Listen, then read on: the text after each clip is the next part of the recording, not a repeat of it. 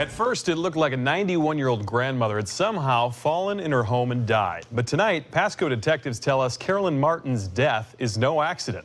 And now they're looking for her killer. 8 on your sides, Peter Bernard is live in Newport Richey tonight. What is the deal here, Peter?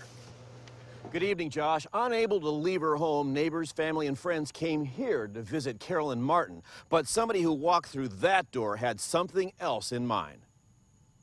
So it was just, very shocking to what happened. Relatives and neighbors are trying to understand how anyone could kill a frail, homebound 91-year-old grandmother. Tuesday morning, somebody killed Carolyn Martin, dependent on oxygen, but generous to people in need. PORSHA Hughes got a call from her boyfriend, the victim's grandson. And he was crying hysterically, and he's like, "It's Grandma," and I was like, "Well, what's going on?" And he's like, she's dead. And I was like, "Wait, what?" And I kind of I had to catch my breath for a second. And I was like, "Wait, no way." Unable to defend herself, this tiny woman required oxygen tubes to keep her alive.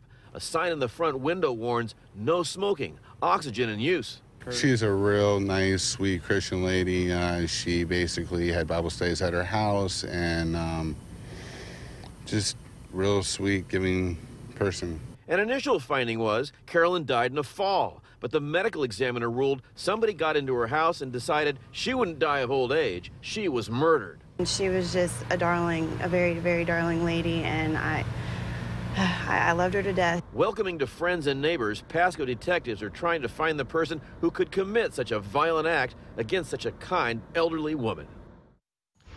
And Pasco deputies are not saying how Carolyn Martin died. As a matter of fact, they're not saying much at all about this case. Josh?